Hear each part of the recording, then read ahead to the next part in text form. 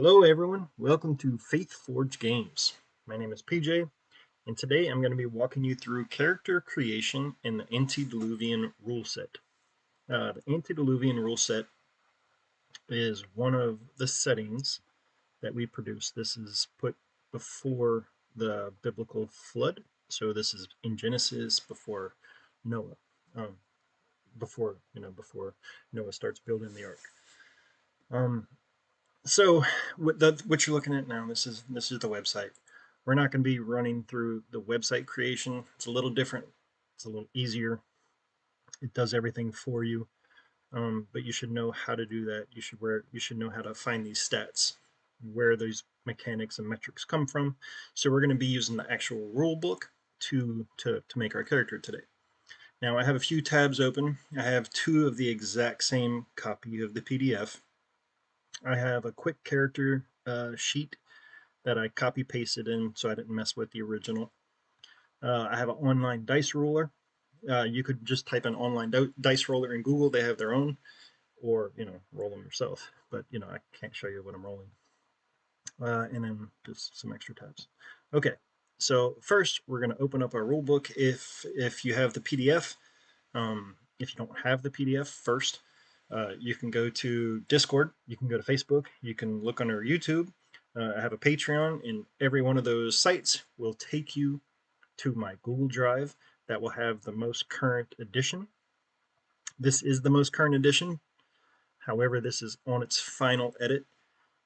So what you're seeing reflected in this will be a little bit different than the version that you will actually be able to purchase as a book copy if you wish. The PDFs and the modules, stuff like that, will always be free as a PDF, so you can just always have access. We're going to be putting that on the website eventually, where you can just go to the website and download all that stuff. But if you want a physical copy, that copy, should look a little different than this, just to be aware of. First, we're going to scroll down in our PDF to our table of contents. And then we're going to go toward the end of it, and you have how to create a character. So this is a step-by-step process of how to create your own character using this system. Click on the hyperlink if you're online. If you're printed it out, just scroll to the back, or thumb to the back. So how to create a character. Now today I'm going to walk you through the hunter class. I've been kind of working on my subclasses, and the hunter is the class that I'm working on as we speak. So it's just kind of fresh in my head. So get your character sheets, print that out, get you some dice, get you a soft drink, or a nice tea, coffee, whatever, and let's have some fun. Okay, we're going to start at step 1. Now my character sheet again is copy pasted. I'm gonna go ahead and change my font color, so hopefully it's a little more noticeable for you. Go to a blue. Can you see a blue? Oh, it's going to change everything. Okay, we'll just wing it. I'm sure you can see it. All right. So step 1: choose our class. We have 9 classes. If you want to look those classes up, get the book, or just follow along in any of my media sites, and I'm sure you know what they are. Go to your class section. You can also use the table of contents as well. They're all listed alphabetically, so you can just click on the table of contents to classes, or you can go specifically to like a warrior or a spy or herbalist, whatever you want. So we're going to choose our class. Today I'm using a hunter. First, record your name. Super obvious. Now, the section we're filling out first is going to be this upper left section right here. So this will be everything we're looking at, okay? But before we do that, let me explain the character classes. Not in depth, but just what you're kind of looking at, okay? So, for instance, this is the hunter. So this is the first page. There's a brief little synopsis of what the character class is, how they play, how they should feel, what their kind of role fills in the party or as a single player. Underneath that, this little dark shaded box is called the class feature box. Now I don't have that labeled, and maybe I should do that. But it says this is your class features. And within this, you're going to find the information you need to fill out the first couple steps of this character creation process. Now in here, you see rest dice. Rest dice determines your character's exhaustion at creation every time they level, and how much they can regain when they're taking breathers in between battles. And then you have a focus ability. So, sorry, I'm pointing like you could see that. You have a focus ability.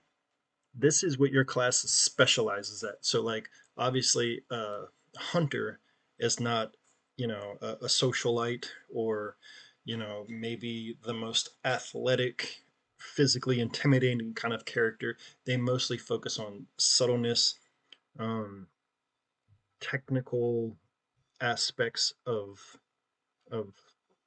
of the game mechanics, without getting too complicated and explaining things in crazy, whatever.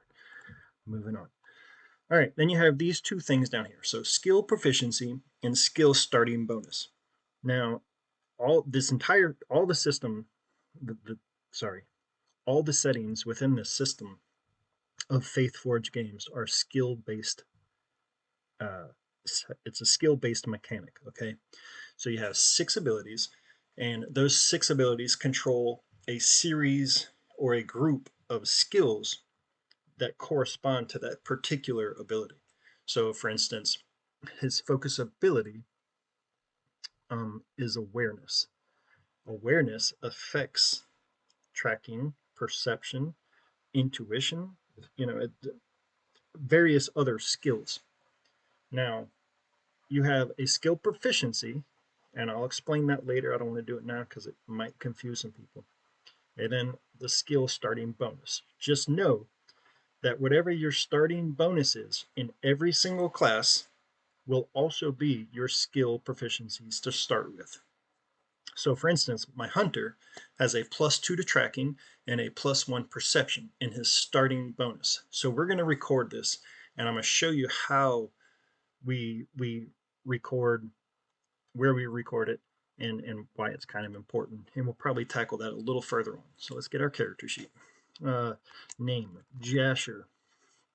Class, hunter. Not a hunter, hunter. We're starting at level 1, not an exclamation, at level 1. And our rest dice for hunter, I believe, is 2d4. Let me verify that. 2d4. Yes, 2d4. Again, that reflects our starting exhaustion points, okay? And exhaustion is right here. Exhaustion is your life force, how much you can physically sustain or mentally sustain before you become unconscious and you're just kaput. All right, so you see 2 more mechanics right here, or metrics, I should say.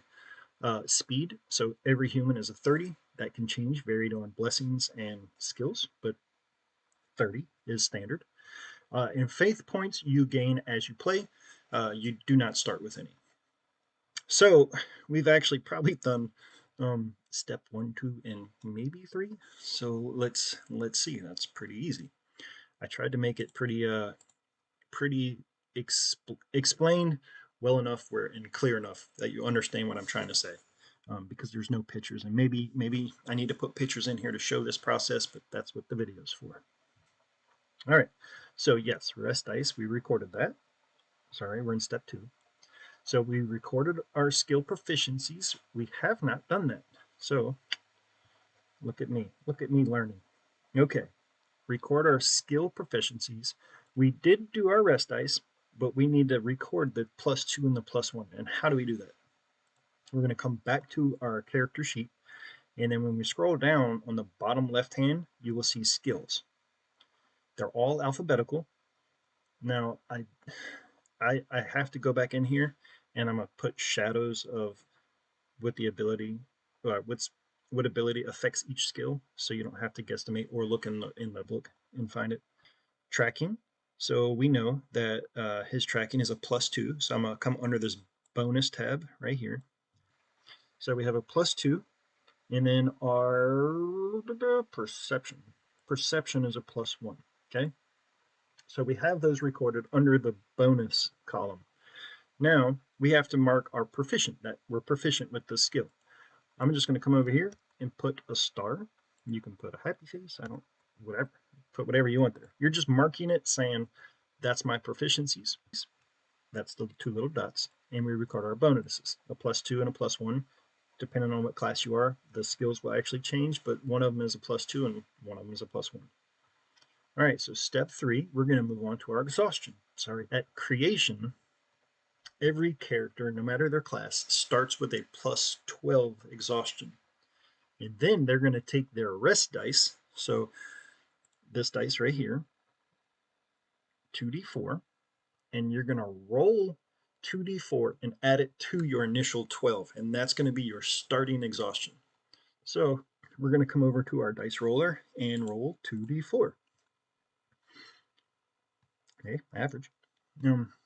So we have an extra 4. So we're going to record 12 plus 4 is 16.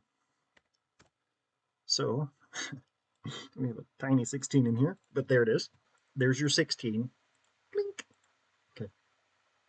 So we have done steps 1, 2, and 3, I believe. That should be all that's in there. Yes. Yes. Okay. Step 4. So now we're going to roll our ability scores. And our ability scores are these 6 right. Nope. Don't move stuff. Right here. Okay. We have physical, education, technical, social, awareness, and courage. Those 6 ability traits affect all of these skills. Okay. Now you have 6 stats. I tell you to roll 7 dice and drop the lowest. Okay. So let's get rid of these. We're going to 1, 2, 3, 4, 5, 6, 7. All right. Okay. That's cool. Get rid of our 1. So now we have 3 4s, 2 2s, and a 1. Normally I don't get that many 4s, so I'm pretty happy. Okay. Now, again, I had said that you have a awareness is your main priority. Now there is a caveat to this, okay? So that is your ultimate how your class plays. But there is a second trait or ability, sorry, that determines your attacks, okay? And for any melee or ranged weapon, you are going to use your technical skill as a modifier to your attacks. Now, that may change based on if you're a brawler, you'll use your physical, and if you're a blacksmith, you can use either or. Barring that, you also want your technical to be high because it's adding to your attack modifiers. So I'm pretty lucky that I have 3 4s. So that's going to be a 4. My awareness, which is my class focus ability, is a 4. And then I'm going to put my third 4 in courage. Education, we're gonna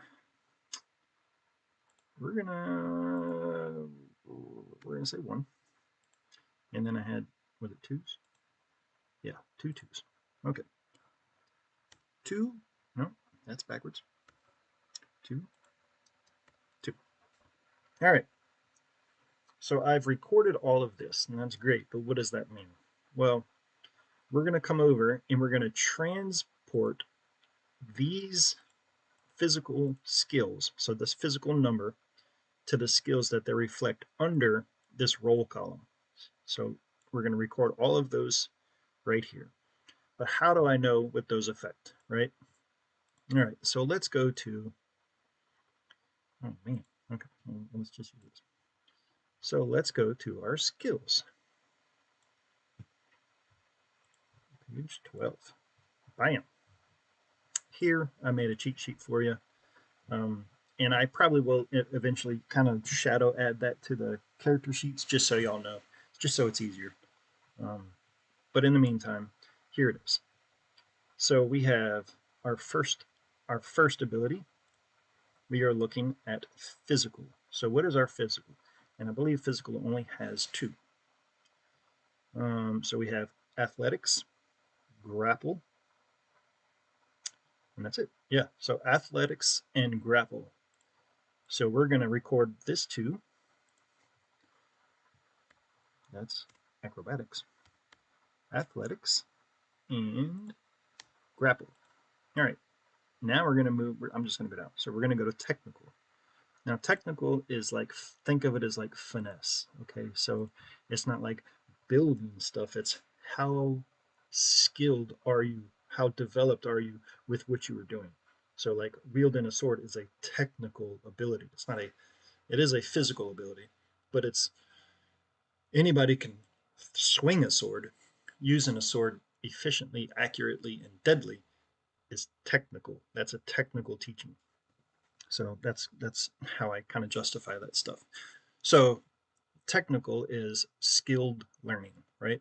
So we have acrobatics, crafting, finesse, and yeah, and reflex. Okay. So acrobatics. So our technical is a 4. Acrobatics, finesse. Oh, I skipped craft. Craft and reflex. Now we're going to move on to awareness.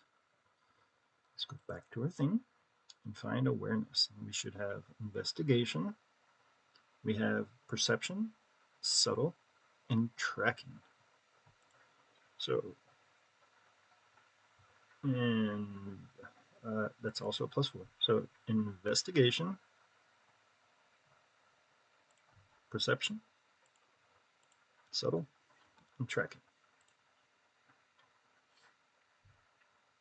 Now we're going to come up to education. Education, oh, sorry. Education, we have knowledge, medicine, nature. Oh, sorry, and decipher. Thought I had 4. All right, so decipher, knowledge, medicine, nature.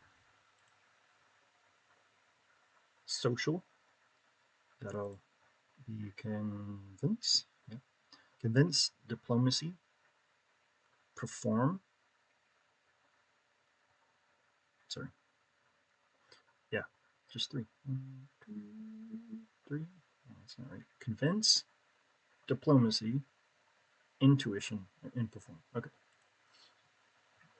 so that is a 2. So convince, diplomacy, intuition, and perform.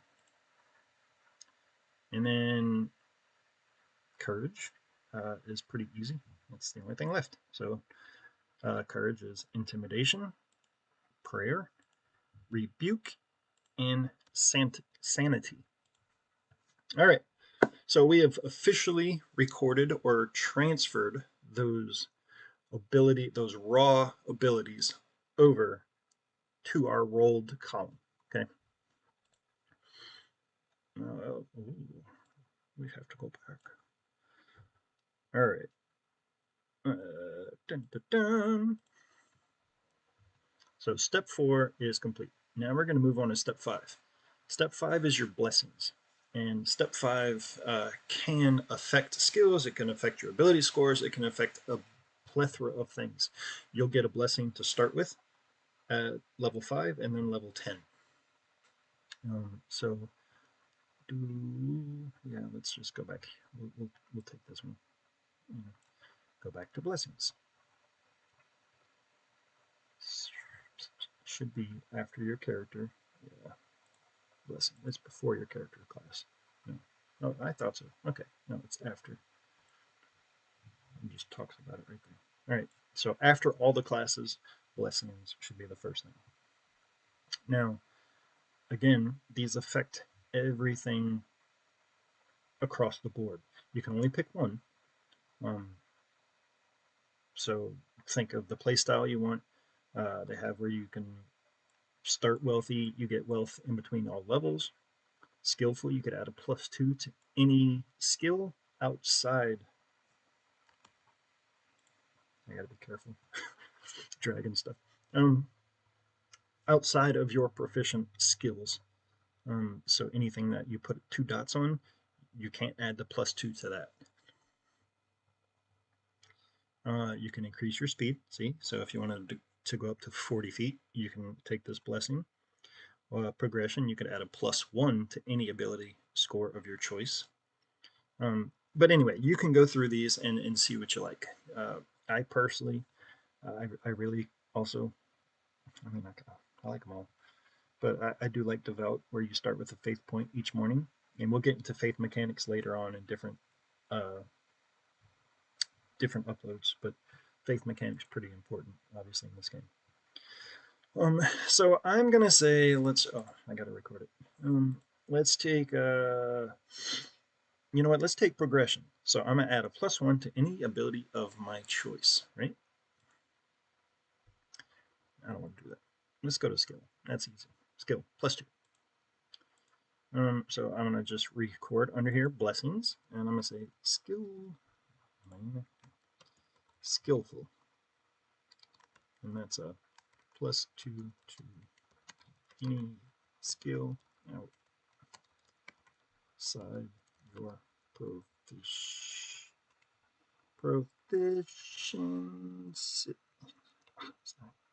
proficiency skills. All right, and so now I'm going to go and say, well, let's see. I could take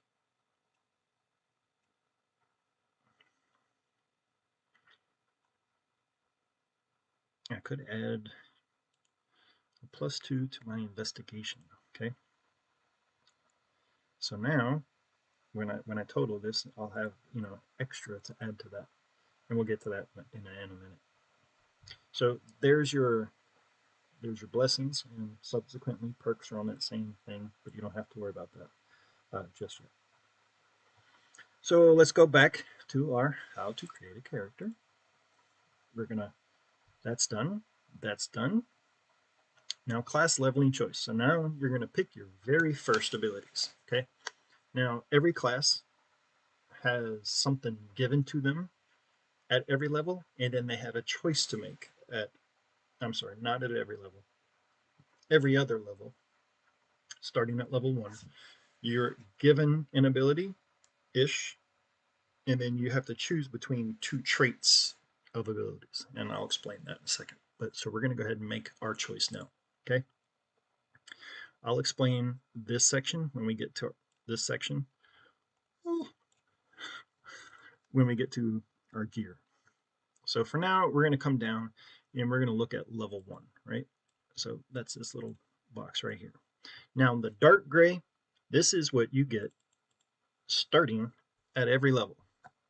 Sorry, for free. Every level gets that dark gray for free. Like, that's not a choice, it's just something you can naturally do because you've learned how to do it. Now, the choices come between the light gray and the white.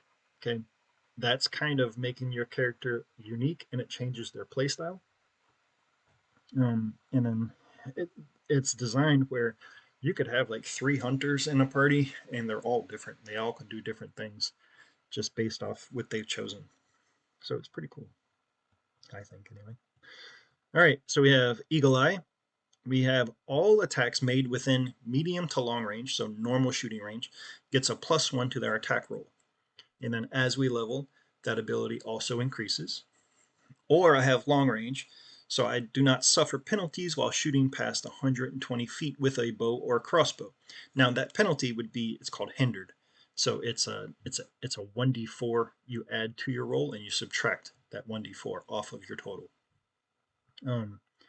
So I prefer Eagle Eye. Long range is really fun, but it just depends on the campaign. And you should probably ask your game master if he's willing to tell you what the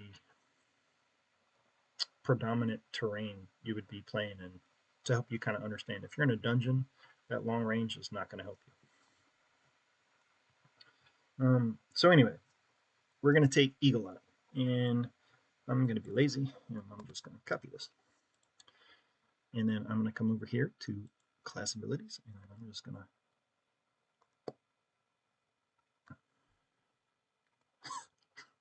not doing that. What did I do? Oh, you know what?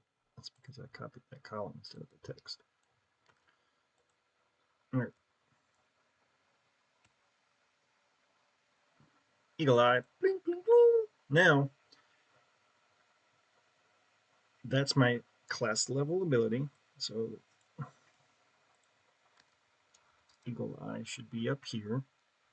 So its range is medium to long. Okay. So 30 to 120. Type ranged. And then damage. If you want to record, there's no damage. It's an attack. Okay. We do have to go make sure that we read this, our gray. So what were we initially given? Your investigation, nature, subtle, tracking rules, when in your own culture's territory, are always at proficiency. So that's going to be a mental note, um, because you might be, say, um, from, you might be Minusian and Invigrid this campaign, and that's not your native place. You wouldn't have that proficiency at all. Um, so that's kind of mental notes, and you could and you can make those changes, or you can make those notes, sorry, on the second character sheet. It tells you, it's got a little spot where you can record notes for you. All right, so we have our class ability level 1 chosen.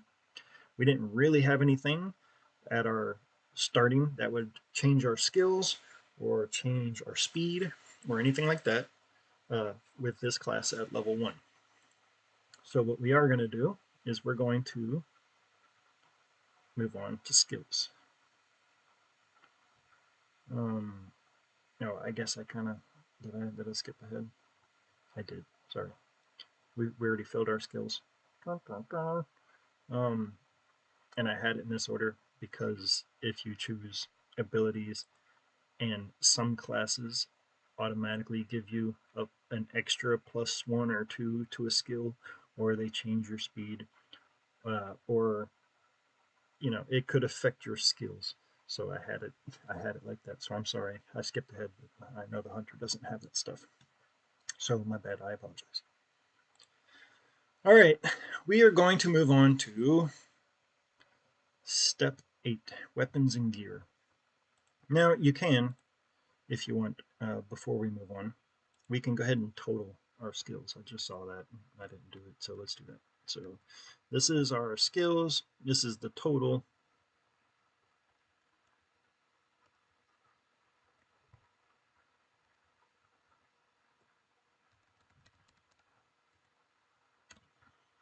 So when you roll your 1d12 to do an ability check or a save or an attack, whatever you're doing, it's a 1d12. But in ability skills or saves, you're going to use this totaled number. This can change based on uh, leveling process, through items, things like that. So I wouldn't write that stuff in pen. I would write it in pencil. Okay, so enough me rambling. I feel like I'm all over. I apologize. Weapons and gear. Now this is what I chose, or what I showed you, sorry, right here.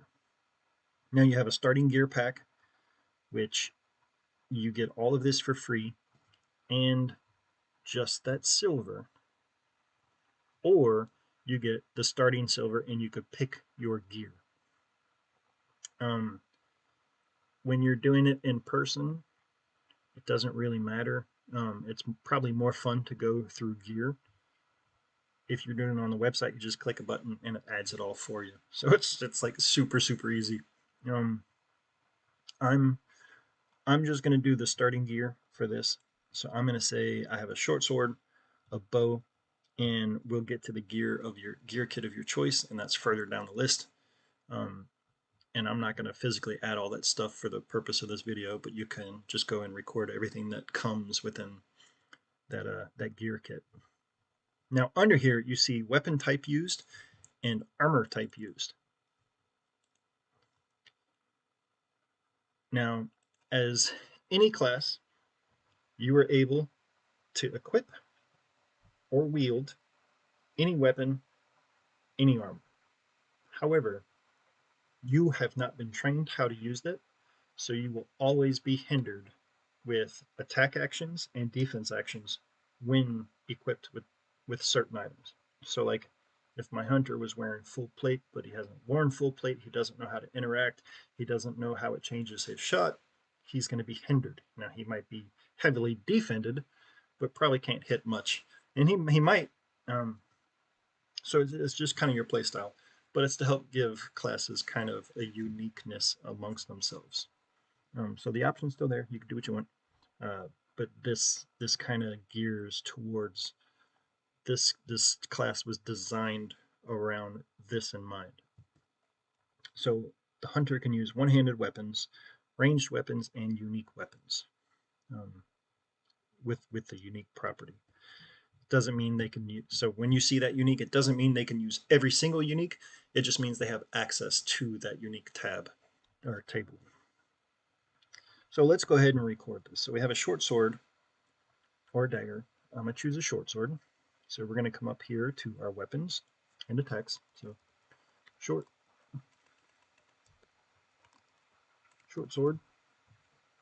Now it is melee. It is slashing and piercing. And I'm sorry, I'll show you this, where to get this. And that's a 1d8. And then I have a bow. That is 30 to 120. It is piercing. That is also a 1d8. A 1d8. I can't remember. Technically, the bow is 0. It's the ammo that changes how hard it hits. But I think just like generic arrows, but I think it's a 1d8. We'll check that in a minute. All right, so no classes other than a warrior will come with armor and shields. A warrior can have an option to start with a shield, but not armor. Armor significantly changes the threshold of you living. So shop when you can, where you can.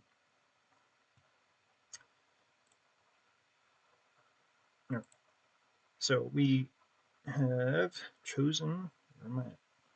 Get weapons. Okay, so we have chosen our weapons. I'm not going to go through all of this stuff, but we will show you the gear kits. Okay, so let me scroll down.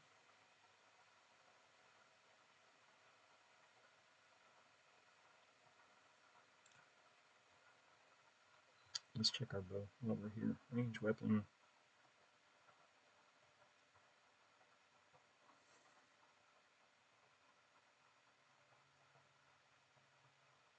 Jeez, bow. C ammo. Yeah, okay. So our arrow, common arrow, does 1d8 plus 1. So just keep that in mind. The arrow, the projectiles is what changes that, okay? And double check short sword. Melee short sword is 1d8 plus 1. Is that correct? I don't think there should be. I think that is correct.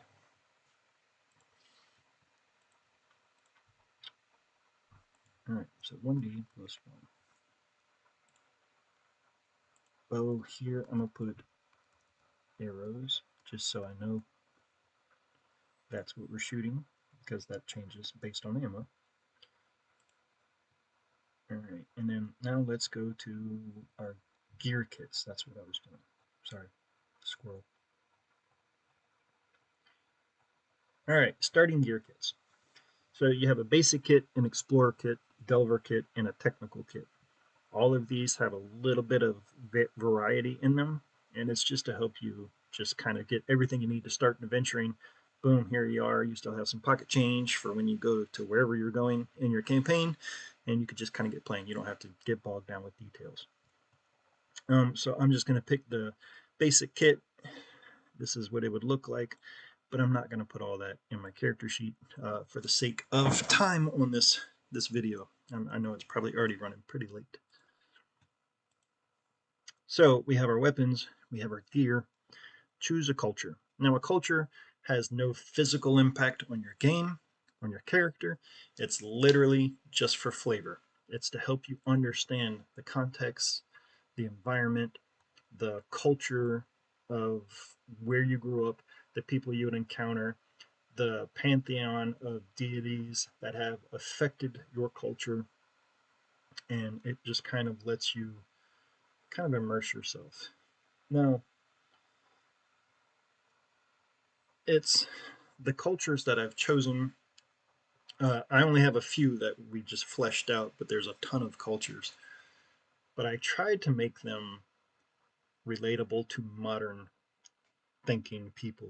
So when we think of like the Nordics or the Vikings, we can understand that in our imagination and know what that should look like, how they would kind of interact, what clothing they would be wearing, what kind of pantheon they may have worshipped. So while it's not accurate, obviously, that that stuff, that particular type of pantheon and those people weren't in, before the flood. It's just to help us understand that those cultures were different. This is how we kind of see them, and you can kind of role play and immerse yourself into the game. So let's just, here we are, the Vikings, so Nephilim. So we're going to scroll down to our next page, right? So here we have, this is our little, let's see if I can do this without, this is our little description box of our character. So age, remember, people at this time, while they were having families and exploding and popping out into the world at a rapid pace, people lived. At least the people we know in the Bible lived for hundreds and hundreds of years. Now, I don't know if at 300 they still looked like they were 30, which I imagine they would. Anyway, all I'm trying to say is age is really not, a factor. So, just because you're 230 at level 1 doesn't mean anything. It's just to give you flavor. Okay, I'm gonna put my height. I'm 6 foot. Eyes blue.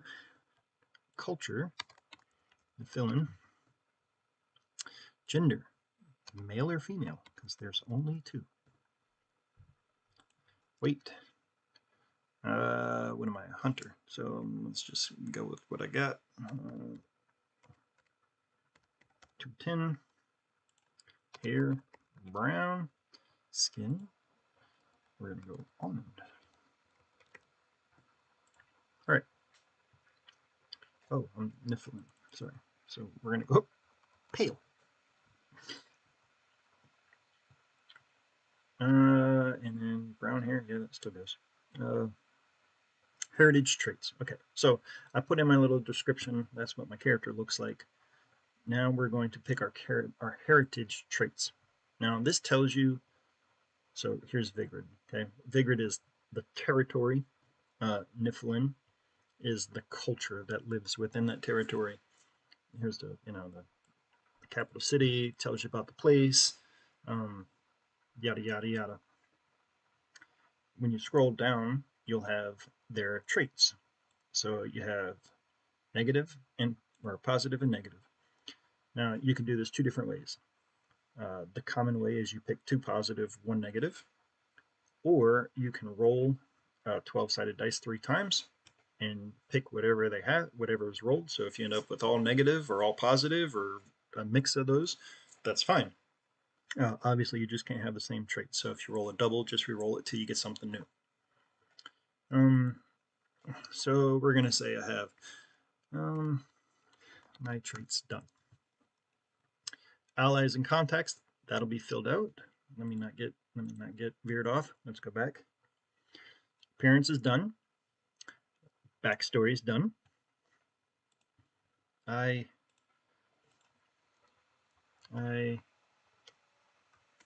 came to hunt the Nephilim. Backstory. Boom.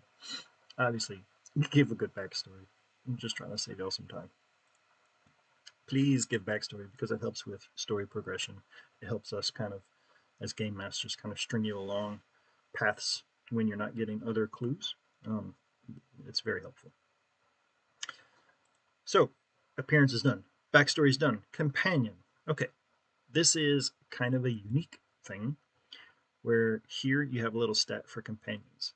Now, the only really class that has a companion is a Beastmaster, and they'll have several companions at some point. So this page kind of needs to be flopped, and I need to take this and put this where the backstory is, or on a third page, and just create their own little page, because they're animal companions that the Beastmaster has. Now, all classes have the ability to find companions, people that would travel along with them, and it's kind of like your own little follower that you can help if you're down people and stuff like that in your campaign, or if it's just one or two of you playing, you could have a companion. So if you have those stats, you go ahead and plug them into the companion spot. I don't have a Beastmaster, and I'm level 1, so I don't know anybody. So that will remain blank for now. All right, so step 13, speak to your GM, hand them the sheet, and any sins, vices, and anything you're uncomfortable with. I think I'm going to have a little sheet. That way you can give that with the character sheet, and when they turn it in, turn their sheets in, the GM has all that available. And I have that. Look, I don't believe in sheltering, and I don't believe in sugarcoating, and I don't believe in safe spaces, okay? However, when we're dealing with sins and vices, we need to make sure that we're showing love to the people that are around our table, whether they're Christian or not. So that's there to make sure that people know what they're getting into ahead of time. The game deals with demons quite frequently. Demons, and they're in a terrible world. Like the time before Noah is exceedingly so bad that God's like, we're gonna redo this. So it's not a wonderful place, and us coming as a Christian mindset kind of can be rosy-eyed, looking through rose-tinted glasses, basically, at times. So the GM needs to understand his crowd. He needs to understand his players. Obviously, you can play this game G-rated. It is what it is. Like, they don't have to run into a demon. They don't have to do any of that. They could just go have fun and save the dog. It doesn't matter. But know your crowd, know your people, and make sure you're protecting your people as a GM. Okay, that's what that's there for. So that's it. I'm sorry, y'all. I know that was long. It was probably erratic. It's probably terrible. But that is character creation in a nutshell. Sorry, let me explain that because I didn't actually put gear here. Okay, that candle. Okay, I can't spell candle. No, candle. But whatever your leftover gold, I didn't tackle this. This goes here. Okay, so if you have, 8 silver left over, you're going to record that right there. All that is done. And then later on, we'll get into all the other stuff. So if you had armor and shield, if you purchased it, you'd put that stuff here. Perks you'll get as you level if you choose them. Divine relics if you find them in questing, stuff like that. Here's your attack bonus. We haven't talked about that because you don't really have one yet. Your defense bonus, this is just here to help you if you have multiple items that add up. You just put here like, oh, I got a shield and plate armor. I got a +7 to my defense. All right, well, that's it. I think the next video I'll show you how to I'll walk you through on how to make a character on the website. It still has a couple things we're trying to tweak, so it's not 100% up to date right now with skills and in our weapons. So once I get that, I'll make that video for you. But until then, thank you all. Sorry for the video. It's probably rough. Sorry for the length of it. And God bless, and I hope you all have a wonderful day. Till next time.